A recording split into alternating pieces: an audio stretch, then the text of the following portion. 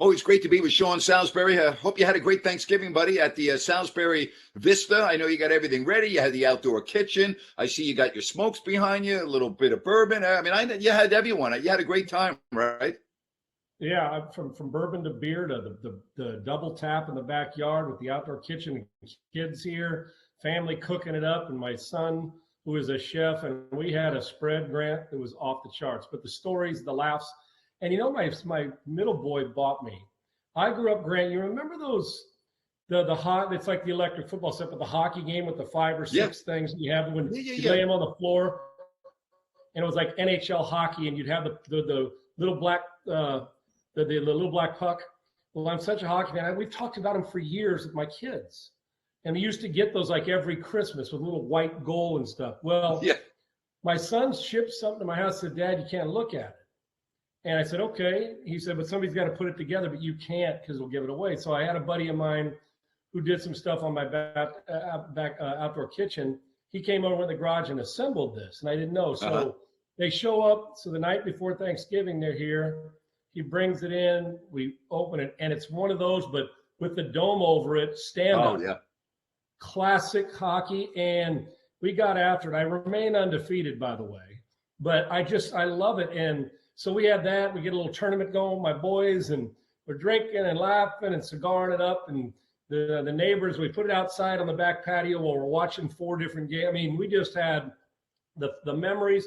The food was stupid and stupid good and everything we had. But Grant, it was, though I cherish that more than anything. It brought me back to when I was 8, 9, 10, 11 with my family. And I got it now.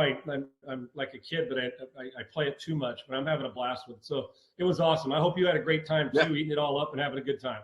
Thank you, buddy. I do appreciate it. Well, you had an early holiday gift. You got Lincoln Riley as your new head coach at USC, but I want to start talking about Brian Kelly, who's going to LSU. Here's Notre Dame. They might be in the college football playoff, and like that, their coach is out the door to LSU. Listen, I know there's no system that's perfect. I get that, but what about this? What about a coach leaving its team when they might be going to the Final Four? Yeah, Grant, this is a slippery slope. I think there's some fake outrage some places, right? We have just like we do in a lot of ways in society, the fake outrage. I always say this: if the LSU fan, if the Oklahoma fans and Notre Dame fans are mad at Lincoln and Brian Kelly, what it tells me is that we're getting good coaches. Because I know when Clay Helton left, and I think Clay's a hell of a man, but there wasn't a whole lot of USC alum bummed because, well, it was time, and he's going to go coach at Georgia Southern. So that's the number one indication that you're getting good coaches. And our eye test tells us, we know both these guys. Put it this way, SC and LSU got better just in the last couple of days. They just did, all right? You don't have to eat fucking crawfish, and I love it, or gumbo to coach. That shouldn't be what you're looking for in your culture fit. He can learn to eat that, okay? Just like Lincoln Riley doesn't need to know how to surf or doesn't know where the Walk of Fame is in Hollywood to go win games for us. He'll find his way there and learn that culture. The culture is accountability and winning in the building and that everybody's accountable. But the slippery slope for this is, Grant, I don't think this is good for the establishment. And I don't mean establishment that we're trying to get away from, just for college sports, right? And I don't mean that like cheesy and, oh, how dare us talk about amateurism. I don't think transfer portal, that leave when you want, it's good for college football. It's great for the kid, just like this is great for the coach. There's not a soul alive that wouldn't have left. And if they wouldn't, let me stick to SC for a second. $11 million. Yep. Going to, while Oklahoma's a historic program, so is Southern Cal. You're going to a place that California from Norman, no disrespect to Norman, but it's changed. And he said he wanted his kids to see something different. He gets some beach, he gets some warm weather. He gets one of the Meccas, which is the Coliseum. He gets $11 million for 10 years, $110 million, whatever it is. He gets use of the corporate plane for his family, unlimited. He gets a $6 million home that the university bought for him, so he doesn't pay mortgage. 2 houses that they sold and they're buying for him and giving him $500,000 on each from Norman. Well, listen, only a dumbass wouldn't have taken the job. Sure. No disrespect. And Oklahoma's going to be fine because that's a primo job. Hell, I'd love to coach at Oklahoma. Somebody's going to take it and they're going to be fine and they're going to win. Like John Robinson, I told you, has always told me as a highly recruited guy, Sean, We want you here. This is like a couple days before signing. I've told you this story. We want you here, and you're a guy that we're going to create an environment, and you get an opportunity to be great here. But if you don't come to USC, we're still going to show up, and we're still going to win on Saturdays, regardless of who. So they're going to, and those schools will be fine. But I know the whole thing. And so we should never bitch about an athlete leaving. An athlete should never bitch about a coach leaving. And if you can fire Ed Orgeron 2 years after a national title because you don't like the results, then and I know he gets paid, but he can go get another job. And you shouldn't be mad when they up because they want a better situation. All right, that's the way it is. So whether you like it or not, reality. But I do think this is the hard one. What if they were ranked number one right now? And I like BK. I like Brian Kelly. I think, and it's 180 degrees opposite of which a lot of schools do, what Coach Orgeron is. And Coach did a phenomenal job there. But they're looking a little more buttoned up. Little more, it comes from Notre Dame and hasn't won a national title. Winning this Coach Orgeron was, more that, he was Louisiana and that part of it, and was a hell of a coach too. So they're getting different. But what if Notre Dame was number one in the country this week? What if they were where George is, and LSU offers him the job? What do you do? And so he says, here's what you probably do. You tell Brian Kelly, you'd say, well, I'd like to coach him through the national title, the playoff, and do recruit. We've seen guys do both. And if you're Notre Dame, you say, no, we'll have Marcus Freeman or whoever else coach us, right? So you go through those things. And then the kids who are battling for a national title that may get it, they may not. But if you're number one, let's just say Alabama came open and Kirby Smart left today. I don't know. Do we have a problem with it? Kind of, I guess. Because you got one goal. What is it? And Brian's never won one. What is it? To win a national championship. Right. Now, Notre Dame made him win in a national title, but to be in it and have a chance to go, that's what he's going to preach to LSU. So I think that's the part where I'm a little side-eyed to it, thinking, what if Cincinnati loses to Houston and they can? What if Oklahoma State gets beat by Baylor and they can? You're in, and Georgia beats Alabama. Notre Dame's in the Final Four.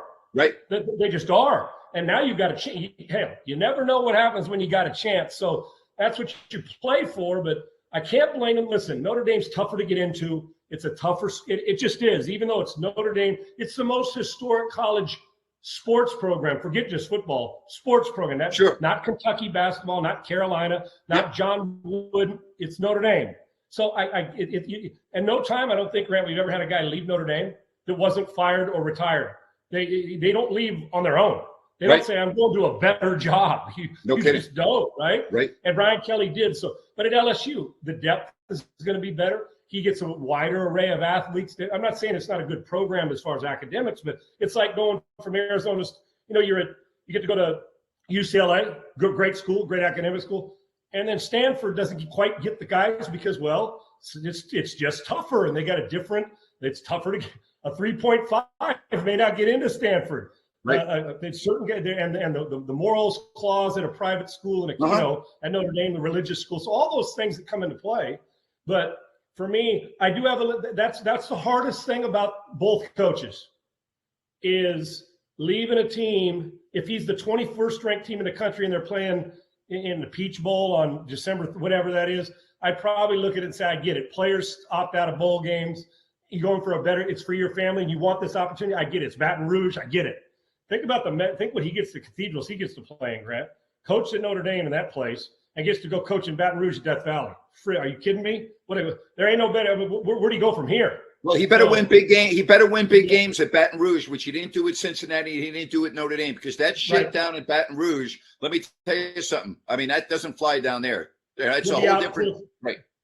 It's a whole different ballgame. All right. Now, all that money, a chance to make money, but that's the only part. I don't care if he left. I don't. Right. My only thing is when your team's in the hunt, you've preached national title. Are you? Did you do him right that way? I don't have a problem that he left though. USC. You know the situation a hell of a lot better than me. You just talked about what they gave the coach. You're right. No one's going to turn that down. Is USC desperate right now? I mean, what they just ended up giving Lincoln Riley, the expectations are now going to be through the roof. USC has not been relevant for a while. So talk to me as a USC alum. What does Lincoln Riley have to do to make this the right hire? Does he need to win a national championship, or does he have to just put USC back in national prominence every year? Oh, to validate this national prominence, we're all, you know what, one season of winning 10 games puts us back in national prominence, right? The fact, and it sounds arrogant, but it's USC. If Notre Dame had 4 down years and then won 10 games and was going to the Orange Bowl, they're back in national prominence. You never leave national prominence, at least the recognition, but you can embarrass yourself in national prominence if you're not there, or you don't get there. So like Kentucky basketball, 1 year it's down, or if Duke's down for a year, they're going to be prominent, even if it's 2 or 3 years. So, okay. But Grant, there's a couple things to this. One is desperate shit. Yes, they are. If alumni players, there's some guys that were diehard Trojan fans that disappeared from the program because they couldn't stand it. That's one. Mm-hmm. Think about this: the highest paid salary in college football in 2009 was Pete Carroll at $4 million, like 4.4. I don't think, Grant, we've ever paid from now to, I don't think Clay Helton was making that much money. We have not paid a coach more money than that. I don't think in the football. Let's even say it capped out at 4.5. Somebody got paid high. I don't think it's ever reached 5 because I know Clay Helton wasn't there. So I know money changes, but you think about that. We've always gone on the cheap. You know why? Is because it's the arrogant part of we're Southern Cal. You recruit us. You want to coach here. Right. We don't have to spend $10 million to go get the best guys. Well, guess what? Oh, yeah, you do, especially when you have a decade of being very mediocre. So to get back to national prominence, and with all that, there's pressure that comes with it. There's expectations. And Grant, I know there's so many sports teams in town, but make no mistake about it. You know what the second biggest draw there for the celebrity world is? And sometimes first when, no matter how many teams are there, Showtime with the Lakers, and when the Trojans are winning, and Denzel Washingtons of the world, and those kind of guys are standing on side. Not that matters, but to some it does. So SC doesn't have to take back seat. They need to fill that building, but they got to win. And it's a home run hire. It's a home run hire. It's a grand slam if you win a national. Grand slam hires, don't come to me with the fucking grand slam hire until I know we win a championship. That's when you say, now that was a grand slam hire. It's a home run. He's one of the best young minds in the league. He's put the quarterback guru. If there's any quarterback guru in college football, it's him. I mean, when you think about it, no question about it, no doubt. And now we got to build defense with Alex Grinch, get some physicality back. The tradition will come. I don't need to teach that to kids. Let them learn it when they're there, just like he will when he gets there. But granted, it is desperate. Yes, I don't think it's a desperate hire to hire Lincoln Riley. I think the desperation is we pay $4 or $5 million. I got to pay 11. Yeah. That's it. Oh, we won't get him. So they realize now, Mike Bone did an unbelievable job of luring him away like that. And it seemed like it was a 11th hour type of thing. And boom, here he is. And I don't blame him for doing it because he's going to have a recruiting. But the number one thing, he's got to win a title. But the first thing that'll tell you if it's a grand slam hire, Grant, or it's headed that way is the fence around Southern California that says that guy's not leaving to go to Alabama. When he does that, the buzz will start to begin. Yeah. And he can recruit. All right, let's go back to Saturday. Were you more surprised at how good Michigan was, or were you more surprised about what you saw from Ohio State getting pushed around, out physical? I mean, they got manhandled. They did. I thought Michigan played one of the best games as a matter of fact, it's the best game I've seen them play, especially on the defense and physicality side, and they're always known for that. Yep. Just and a little bit more speed than people thought. I know it was snowing and all that. Yep. But I think people, and I was concerned, even in a thing like that, where they spread them out in the snow and make them chase. This was body blow after body blow. They kicked their ass. Yes, they did. And Ohio State, listen, going into that game, see, Michigan should be number 2 tonight, Grant. They should be the number 1 ranked team in America. Totally agree. No question. And they probably, the matchup, in truth, if you want an old school punch in the mouth, Muhammad Ali, Joe Frazier, that type of stuff, or just heavyweight battle. Michigan and Georgia right now that's the, what do they call it? A movable object and irresistible force. That's what that is. With 2 offenses that get by, but they rely on all that other stuff, right? And then if you could score 21 points, you usually win. So I thought they coached an unbelievable game, the entire game. I don't think that. I think when they came out of it, Ohio State and this is an arrogance and reason so, and rightfully so. They're so good offense. I thought they were the best offense in America this year, and they're so good. But it was like they couldn't take the first 4 or 5 punches to the face, and they started reeling. And Michigan just kept at it, and they didn't deviate from what they do. A lot of times, stressful situations. Grant, you've seen it for years. Stressful situations bring out that they take away that getting into that zone, right? And you try to do stuff different. Adjustments are one thing. Wholesale changes are another because, we got knocked around. And this was one where finesse couldn't keep up with physicality. If Michigan plays like that the rest of this year, they will be crowned national champions. Wow. No disrespect to Georgia, but think about it. Because they can physically, when they play like that, they can battle Georgia head for head. Now you look at a run game. Neither team is one of those where you say offensively they scare me, but offensively they can wear me out. So, McNamara and the quarterback in Georgia, both fit the mode. If they play like that, they will give – and now they're riding – they'll give Georgia all they can handle. I'm not saying they're playing each other yet, but they still got to get by Iowa. If they play like that against Iowa, this game will be over by halftime. So I agree. I guess I was more – not with Ohio State because they still threw for almost 400. The quarterback threw a couple touchdowns. How they just physically mauled them in a Big Ten matchup and took their speed out of it, I thought was impressive. See, to me, Michigan, I agree with you, will be number 2 tonight. I don't think it really matters if you're 2 or 3. You just don't want to be number 4 and have to play Georgia because I think Georgia will beat Alabama. I've just not been impressed with Alabama this year when I think of Alabama football. This Alabama team, to me, would not stay on the field with last year's Alabama team. I really mean that. I think last year's Alabama like 3 touchdowns easy, Grant. That's right. I'm with you. That's right. So I think that we get caught up in Nick Saban and, boy, it's Alabama. And I get the mystique. I get all of that. But when you watch Alabama play, they're so beatable. They were so lucky to beat Auburn on Saturday. No Bo Nix. Yeah, I know it was at Auburn, but that game should not have been close. Look at what LSU did in Tuscaloosa 2 weeks ago. They took them right down to the wire. I don't want to say I'll be shocked because it is Nick Saban. It is Alabama. I will be very surprised if Alabama is able to beat Georgia. I'll be very surprised. As a matter of fact, I'll be surprised if they have a chance to win the game halfway through the fourth quarter. I just don't see it. I don't see it. Well, I'm with you. Listen, 6.5 point spread, and truth is, by performance, it should be a lot more than that this year. Yes. It just should. That's the Nick Saban, it is Alabama factor that keeps it under a touchdown.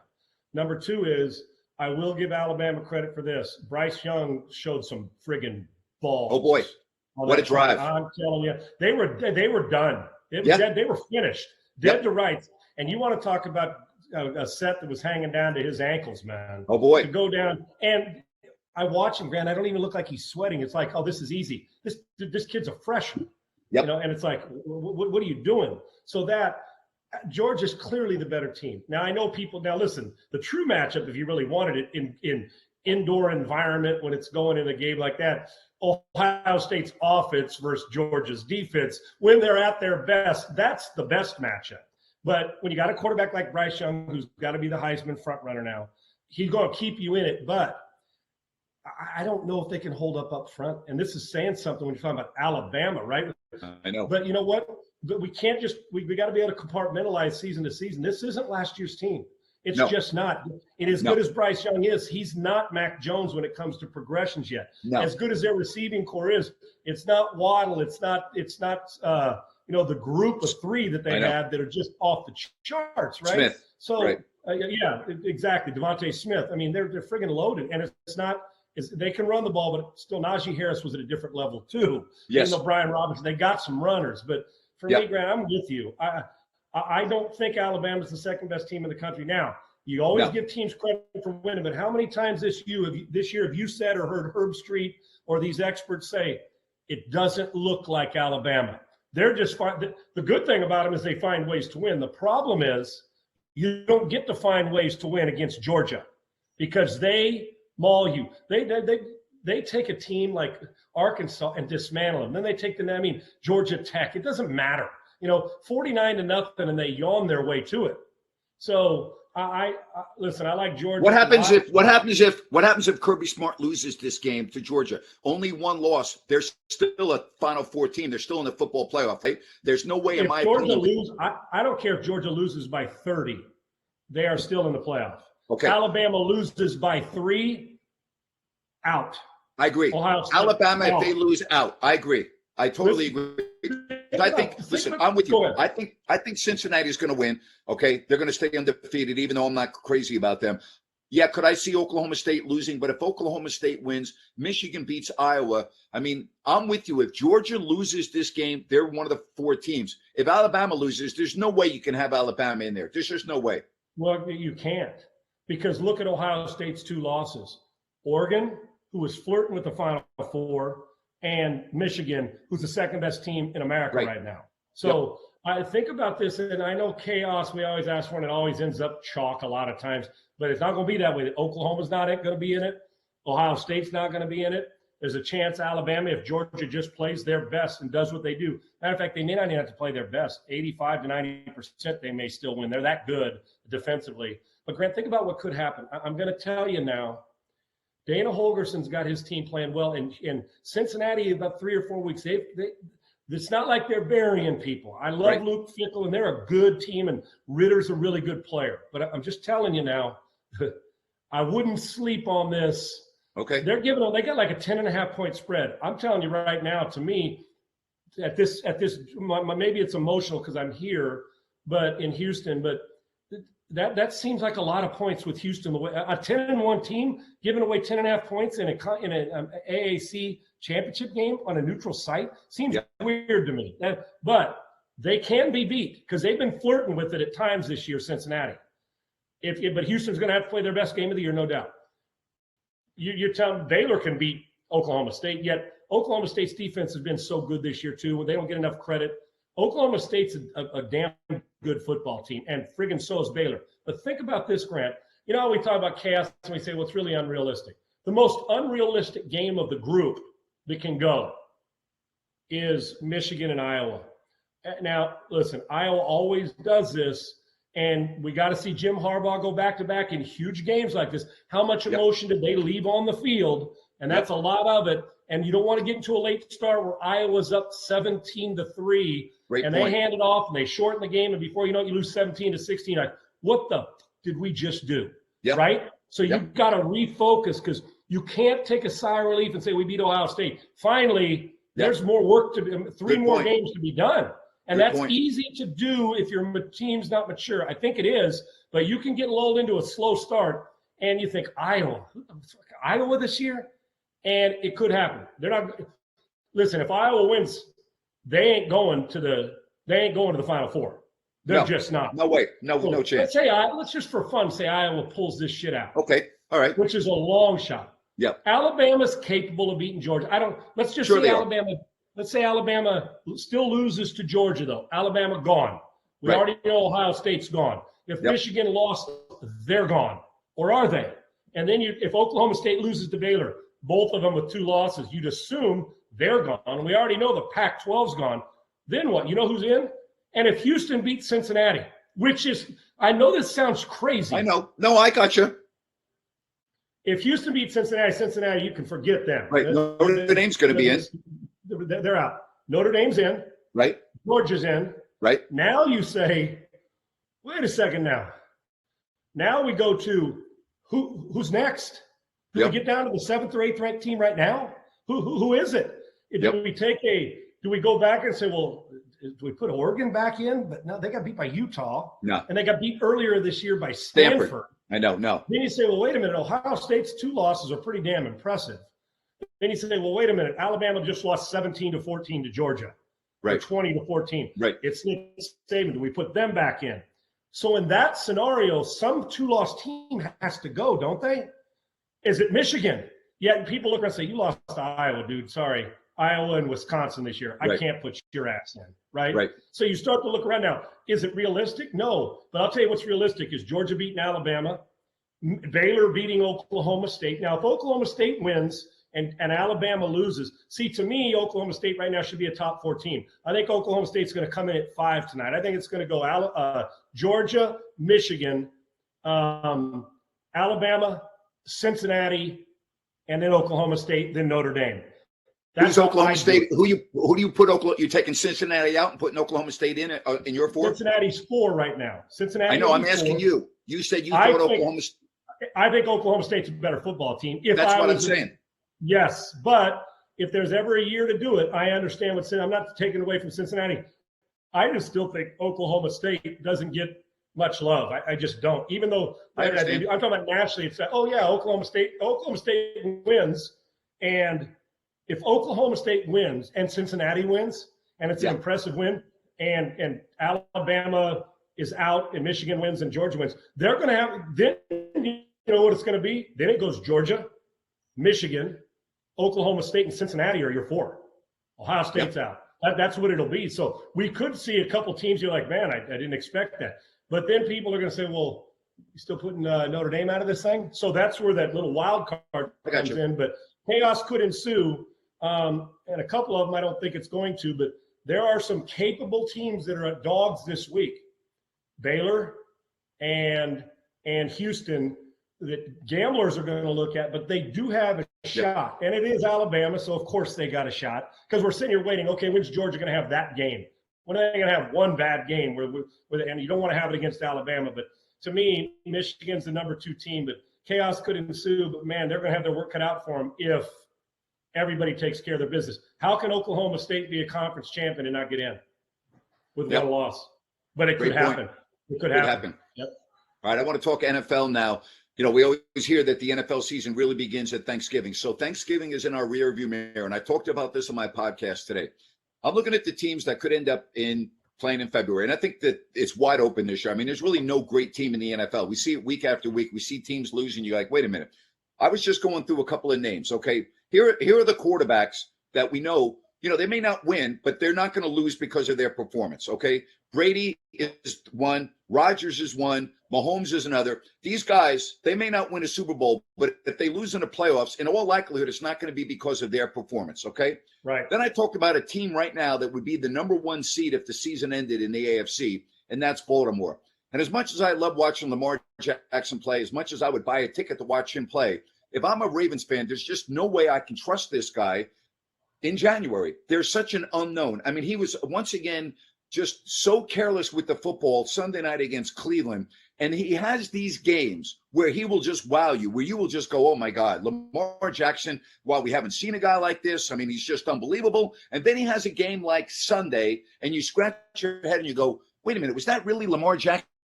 It just threw 4 interceptions. The guy drives me freaking crazy. And again, if I'm a Ravens fan, Sean, can I really trust him to take this team to the Super Bowl? Right now, I would answer that question, no.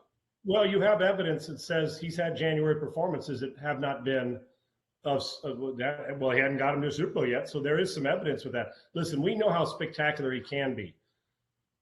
I can tell you this. Yes, he's got the ability to one game take it over and do it. But you're asking me, to Ravens fans, should you be nervous about if it gets into a throwing contest and the run's not a big threat and it's January and you could be in inclement weather? No question about it. There is absolutely no question about it. While I love his ability, I don't like his consistency with his arm. He gets careless with the ball and drops out of slot. When he's in rhythm, he's the scariest cat in the league. When he's out of rhythm, you can get a couple short fields for him.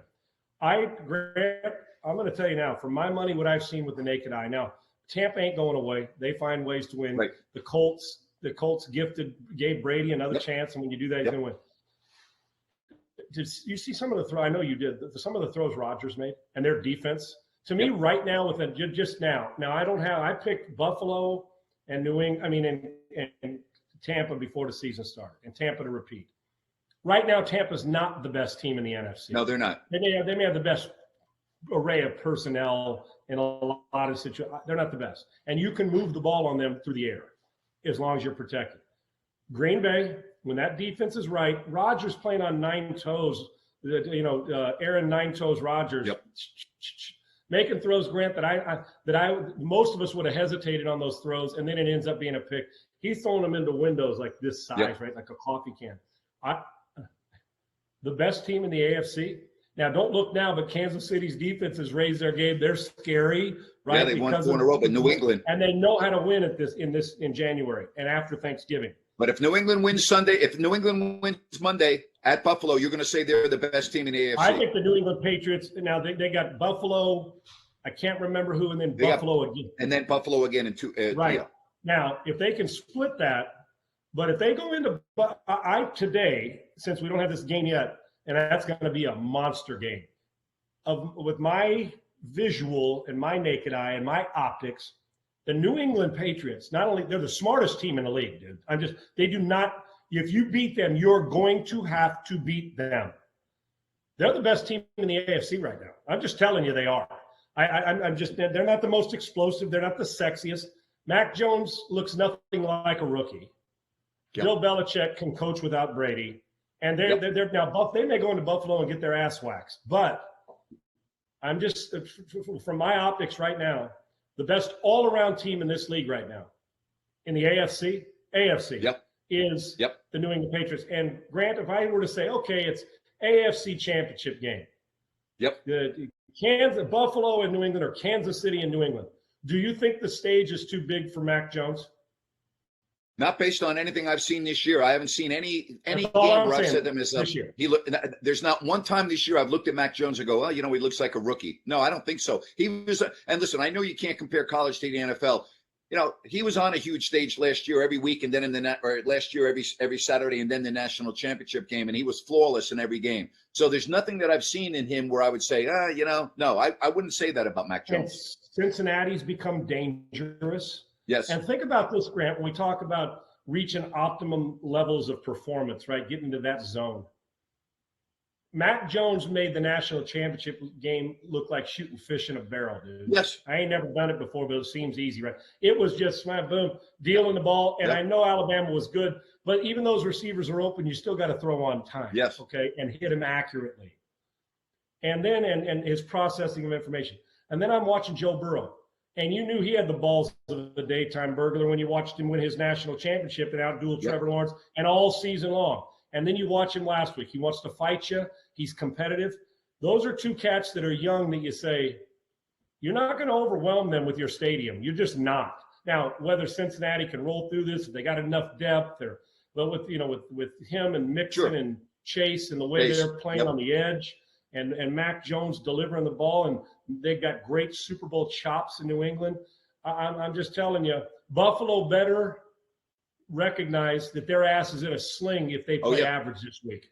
The game in between the two Bills games for New England, they're at Indy, so they got a tough schedule. All right, be easy. That's right. Oh, if they make it through that stretch and go 2 out of 3 or sweep it, you can make no mistake they're the AFC best team, no doubt. All right, so I just talked about Lamar Jackson. I feel the same way about the Rams, and I've talked about this a lot.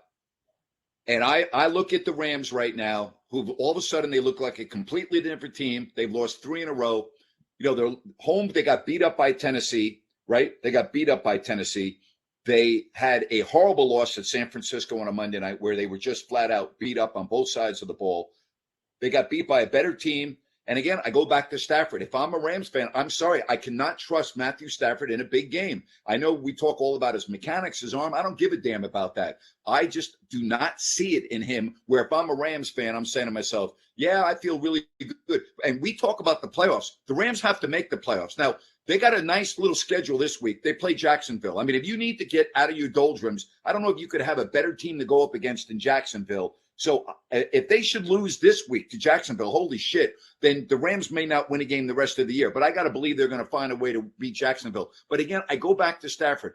The same thing I see about him, I see about Jackson. I don't have trust in these guys in big games. And your trust is different. Stafford, you trust that he can throw it, but you're not sure he's always going to throw it to the right guy. Lamar Jackson, you just wonder if he's going to be Waldo throwing it all over the place. Yep. I'm the same way. Listen, I'm a huge Stafford fan. But I've got zero evidence, aside from that he's got a monster arm, and they spent a lot of money and draft picks to get him, and Sean McVay loves him. Listen, Jared Goff's been to a Super Bowl. I'm not saying Goff's better than Stafford. Stafford's clearly better. Great point. But I got evidence that tells me over the course of now, okay, if I say to you, one of the traits of a great quarterback, he elevates the players around him. Right? We've said that about Brady and all the Mahomes. And you just said it. You named 3 guys that if shit goes down, it won't be because of them that they don't win. But it will be because of them if they do win. Makes sense? Take them all 3 out and their teams becomes average. And you could say that about a lot of teams, but Rodgers or Jordan Love. We saw that result. Sure. Patrick Mahomes or Henny, no disrespect, but boom. And you don't want to see you don't want to see them without Brady. Because that, I believe, is not Bortles, but the kid from Missouri. What's the kid from Missouri? First-round pick, the white guy who was a bust in Jacksonville. Been in the league a long time now. What's the took all the flack? Missouri? He's 10 from Missouri. 18. Say it again.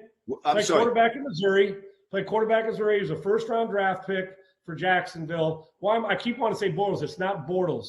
If you remember, he was.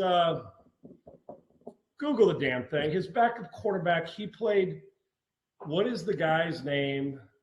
Not Daniels. No, it's not Chase Daniels.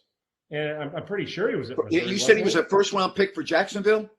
Was he a first-round at Jackson? Yeah, first-round pick of Missouri. Just say backup quarterback for Tampa. It's not Missouri Bortles. Quarterback, first-round pick for Jacksonville. Here's information from Wikipedia. Oh, Blaine Gabbert. Gabbert, not Blake Bortles, Blaine Gabbert. I believe he's the backup. I mean, respect, but I don't think Blaine Gabbert is taking you to the promised land. You get my point, right? He is the backup. I'm not mistaken, unless I think it's him. So, and you know why we don't know? Because you never see him on the field because Brady plays every snap all the time. Right. So my point, Grant, is I'm with you on this. And only evidence I got on Matt Stafford over a course of a hell of a career where thrown for a lot of yards is 0 playoff wins. Right. And I saw them. You talk about panic a little bit.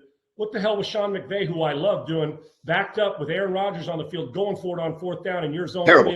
You completely changed the momentum of a football game. Too greedy. You didn't have it. You gave it away. Right. Yep. So you don't do that to him. You make him go 80, 90 yards all the time. You just don't do that. Midfield, okay.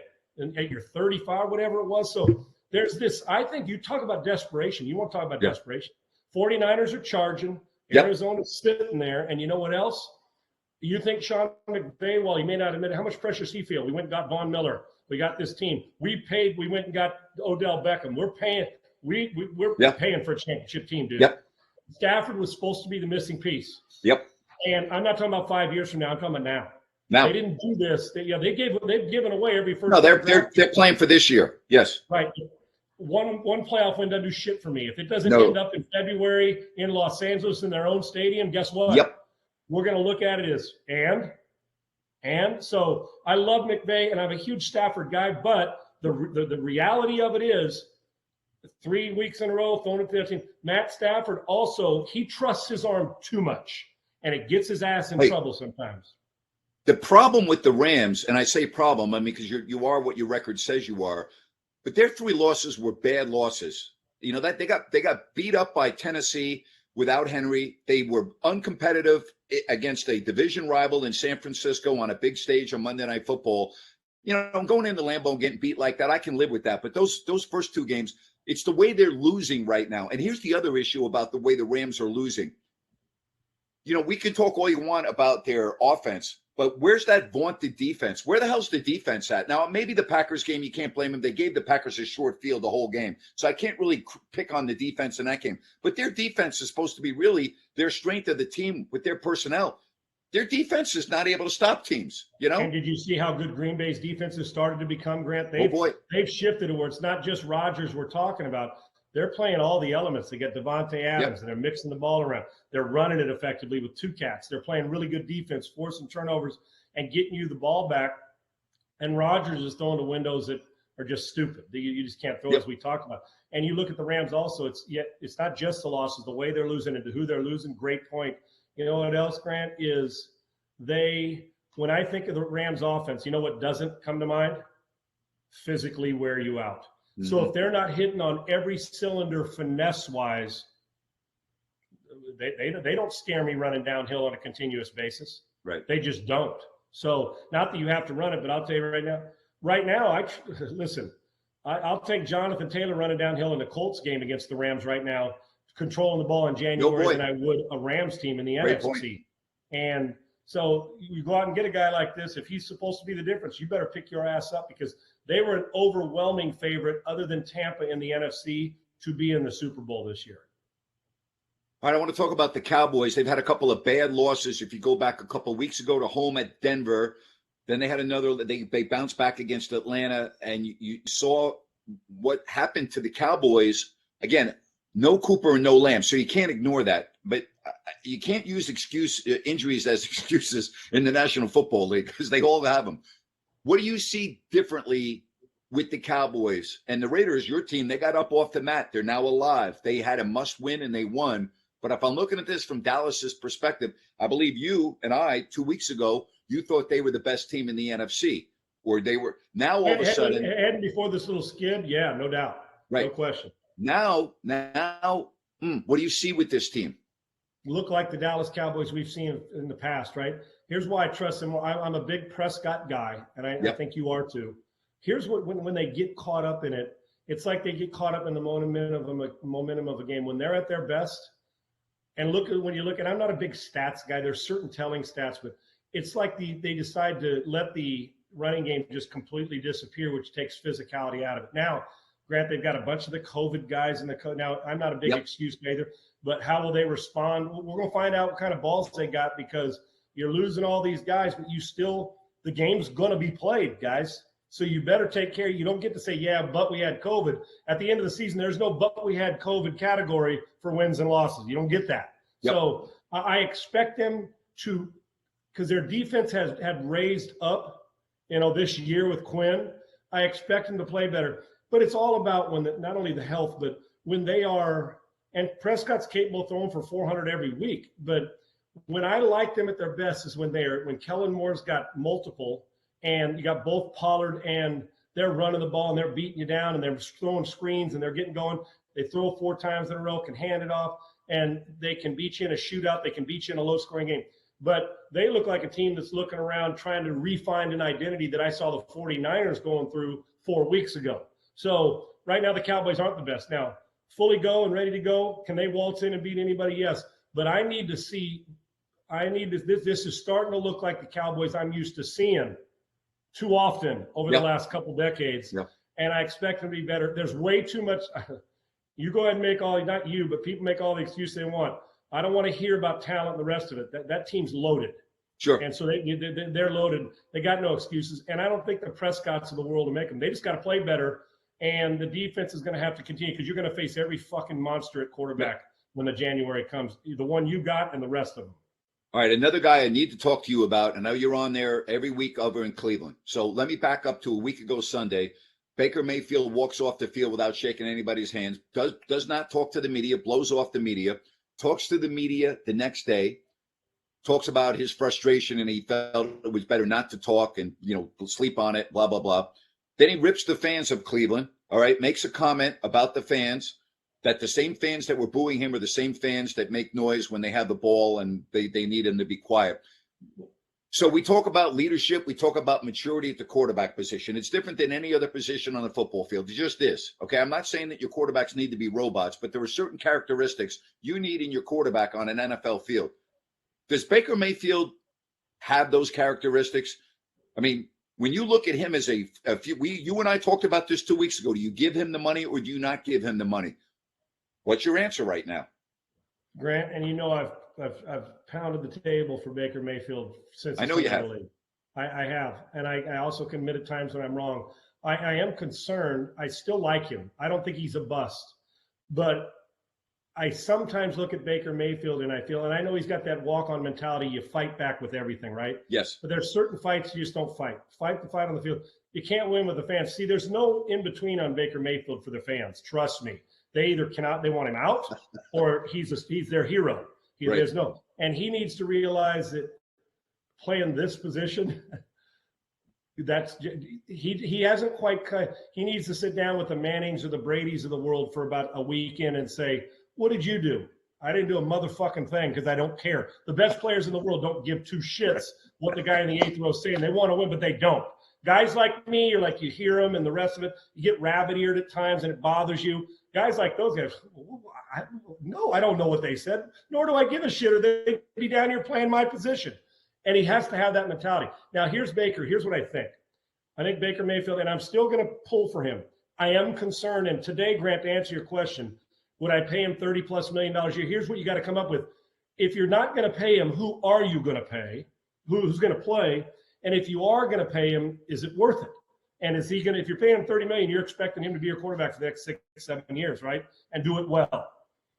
The inconsistency levels bother me. I know he can't carry a team unless Chubb, he's got to have a lot going good to be in rhythm. And he's the fluctuation of, sometimes I think, man, he's in rhythm. Boy, is he on.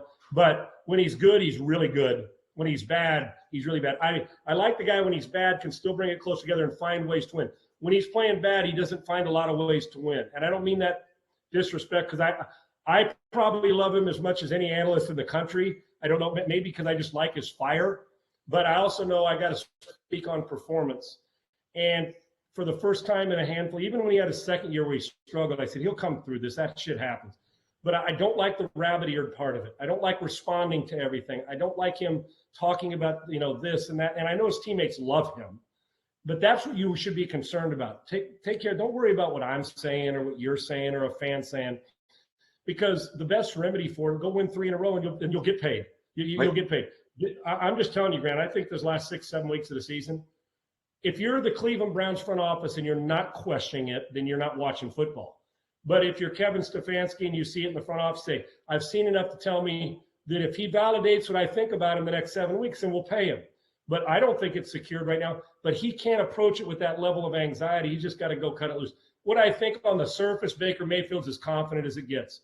Deep down, I think there's still that people treat me like a walk-on. Even though he's the first pick of the draft and a Heisman, he won't admit it. But I think, and all players are insecure, but I don't like it coming out. I just want him to play, because when he plays and he's handing the ball off and play action, that energy's going, boom, they're really good. But you don't want to lose that edge that you have. And I just get a little concerned that some of the outer stuff that's getting a little loud for him, you don't need to respond to all of it. I am a little bit concerned, Grant. I am, probably more than a little, and I'm going to rally behind him. I still believe him, and I'll stand up and admit I was wrong if I am. But I am concerned. If I was his head coach, and they called me, and I'd say, I love him, and I think we can go place with him. But if you're asking me if I want to pay him $120 million over the next, it would be difficult for me to say unequivocally yes right now. I still think, sadly enough, he's got something still to prove to his own organization. But I sometimes his immaturity reminds like he's still in college, right? There's that like a little fraternity that that wants to go out with he's I'm not talking about the marriage part or party, and I'm just talking about doesn't realize you're Baker Mayfield, you're the first pick of the draft. You can act like it without telling us about it. Does that make sense? I know I'm all over the place. Yeah. You know what? I'm trying to put my finger on. I guess the level of blatant inconsistency bothers me. His best attribute is his worst attribute. His fire, all the positives, but it also works against him because he's not able to control his emotions. And I listen, I went to college in Ohio. All my friends are from Cleveland. I get that city. You get that city. You probably played in there at times. I'm just telling you, there are certain cities where fans wouldn't even give a shit. You can't say that in Cleveland. Those fans have suffered for so many years. I mean, you can go back to Bernie Kosar years, the drive. You can go back to Brian Sipes' interception against the Raiders. I mean, listen, those fans in Cleveland, they've been through too much shit. They do not want to hear their quarterback say anything negative about the fans in the dog pound. That's not going to fly, man. It's just not going to work. I'll be honest with you, Grant, and I have played there before, back in the dog pound. I played in playoff game there and the rest of it. I think they're some of the most everybody quit. They love their team. They've been suffering endlessly for years. Yes. And when you're good and you're battling and you don't make excuses, they'll fucking fight to you. They'll fight in a bar for you. Right. They will stick up. If you love Mayfield, you're fighting for him. I mean, literally, you'll fist fight for his ass. But what you don't want to do is you want to alienate, because there's some that may not like him, but you know what? It's the same guy that you go into a bar that'll put his arm around you and say, man, when they're drinking a cold beer, I didn't like you much, but man, your competitiveness and the fact you don't make excuses, you won me over, dude. Going 9 for 20, but still finding a way to win. That's what Cleveland wants. They do, because they will fight for you. So I'll tell you what, the grass isn't always greener in another fan base. I'm telling you, Cleveland's got great fucking fans, Yes, and I love they them. do. And like any fans, they're passionate about their football team, and rightfully so. Damn, they've been wallowing for a long time in mediocrity. I hope that he gets it fixed, because I want to say I'm right about him, and we've been wrong before. I'm not fully wrong yet. I'll still pound the table for that, but I'm teetering on. Do I believe right now the guys like Burrow? I mean, they're playing better football than him, but I know what he's capable of. But I know what he's never going to be, Grant. I don't think he's ever going to be the guy that you put on your back in the pros, and even if 8 guys are hurt, that he carries you for a month and a half. The Rodgers, I don't think he's ever going to have that. But when things are good, boy, when he's riding high, he goes. I just need him to bring the floor up a little bit. He doesn't be spectacular. Just bring the floor up a little bit and be solid all the time, on and off the field. Good dude, passionate, but I just leave the periphery bullshit alone. All right, I got a couple minutes here. I want to pick your brain on this since you're in Houston, and I did a rant on this today. It's with John Wall and the Rockets. For the folks out there that don't know, John Wall is not playing. 3 in a row. We beat the Rockets, man. They are on a roll, bro. And I know. I'm with you, brother. I know. Kid you. I get it. No, but it's amazing. So you got John Wall, who's got $91 million left on his deal, who had a meeting over the weekend with the GM and the coach, Steven Silas, and he wants to come back and wants to be featured. He wants to be a featured player. The Rockets are in a youth movement. The Rockets are going young. The Rockets have now, 4 wins? You said they won 3 in a row. They're not going anywhere. They're building for the future. And, you can't have it both ways. The fact that he makes so much money makes it almost impossible to trade the guy. And he's like not demanding, maybe that's too strong of a word, but thinks that he's going to come back and be a featured player. Is he not dealing with reality or what? Because I don't think he's dealing with reality. John Wall's a talented guy. John Wall's also used to be talented. Right. He is. There's no way in hell. Now, listen, for $91 million, I'd like to get some minutes out of his ass. I would. I'm not real gung ho and fired up about him sitting on a bench in a suit, making $91 million while the young guys run around and get an ass kicking. Now they're playing better. I have no problem if Steven Silas and Rafael Stone and Tillman Fertitta decide, all right, you want to play. But to walk in, did you hear what Mike Tomlin said to Chase Claypool about, hey, it would be nice if we had more fun on the practice field and we played more music? And Tomlin, who I friggin' love, dude, says, listen, he plays wide receiver, and I'll let him do that. I'll handle practice. Basically saying, dude, know your position. I'm the head coach. And it's similar to this. You want to come back? Oh, yeah, we'll get you minutes. But guess who's deciding who the feature player is? You will run what we're doing. You're not. If you're going to disrupt the flow on the court of what we're trying to build here, when we get and they're doing this without Jalen Green the last few games. Yeah, they won 3 in a row. So we're trying to build something, and we may win 15 games if they're lucky this year. If this runs, they go on a little roll, they get Oklahoma City again. Okay. No, John Wall does not have the skill set anymore or the power. He got the money to dictate to me where he fits in the scheme of this offense. You want to come back and practice and give us minutes and fit in? Fine. You want to be part of the puzzle? Fine. We're not the puzzles that we're building around that dude who's a rookie that we drafted, and we're mixing in Kevin Porter Jr. and getting him the ball and letting him distribute and gets his triple-double. But, John, you can be part of it. But as far as our feature player, no. That doesn't run through you anymore. We're not in Washington anymore. Yeah. And Bradley Beal and you aren't on the same team anymore. We're doing things different now. Amen. So that and if he doesn't like it, he can stay in his coat and tie or in his suit and stay on the sidelines and watch basketball. It's exactly what I said in my rant today. It's exactly what I said. You and I are on the exact same page. I couldn't believe it. I'm just like, featured player, are you delusional or what? The reality is the Rockets will decide what's best for their franchise. I'm with you. You want to play, we'll give you minutes. We want you to work with the young players. We want you to be a pro. We want you to be a team guy. Yes, we want you to play, but you're not going to be our featured guy. And I just, and again, I don't know what to believe anymore when I hear media reports. I thought I would ask you, since you're right there and you probably have more information than I do. But I was just like, man, this guy is not dealing with reality. That's the bottom line. I would hope John's been around long enough and has made a lot of money and wants to be competitive. I would hope his number one priority is let me help the young guys and see what a veteran can do. See if now I'm fresh-legged, I can get back into helping you guys win some games and changing how people see things about us, but how we see ourselves. Yep. But to waltz in off the streets, off the bench, would you have it even, you're not in playing shape, and come in and say, I want it to run through me? Well, guess who you're not? Steph Curry. We're not Golden State. You're not Steph Curry anymore, dude. You're not even Russ Westbrook. You're not even Bradley Beal. No. Okay, got some skills. We'll use your legs. We could use some minutes. We need a veteran player. But that veteran, you fit in with us. We don't have to fit in with you. Yep. Big difference. Hey, man, always good being on with you. We'll do it again Thursday.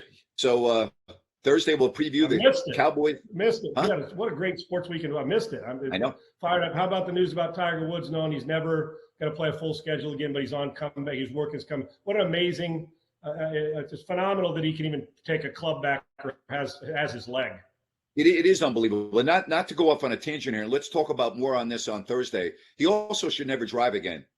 And I really mean that. I mean, no one wants to really broach the topic of him driving. But when you look at his life behind the wheel, and thank God he didn't take an innocent person's life with whatever happened on that morning on the way to the golf course. I mean, that's also very mystifying to me. It's not like you should just ignore it. And I talk about hypocrisies and double standards in our society. And I think because it's Tiger Woods, everyone wants to look the other way.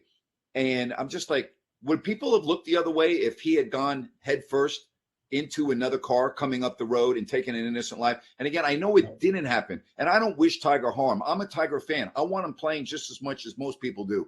But you just can't ignore that part of his life, in my opinion. Oh, yeah, because the world loves a comeback, right? And we've seen he's come back twice now, and they want a third one. But I think he's finally come to grips with reality is he's had an unbelievable life. And he's had some very fortunate that he's able to get through some hardcore adversity. And this situation, a life changer. He's got kids to be able to go out and walk with them and be with Charlie and his two children and do all the things and compete once in a while. There's some perspective, but you're right.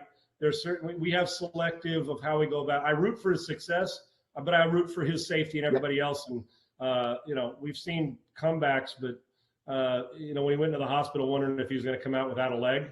It's an interesting story, but we can talk more about that. We got a lot about another big week of sports coming up, man. Yeah, I was really rooting for Cam Newton in a comeback in Carolina. I really thought that would be a great storybook ending to end his career. And boy, he was so bad on Sunday. He's never going to be an accurate passer. He is who he is now. He'll make spectacular once in a while, but he lives in the Dow Jones, man, up and down. All right, bud. We'll see you Thursday. Take it easy. Oh, great to see you. Thanks, bud. Missed you. Yep, miss you too.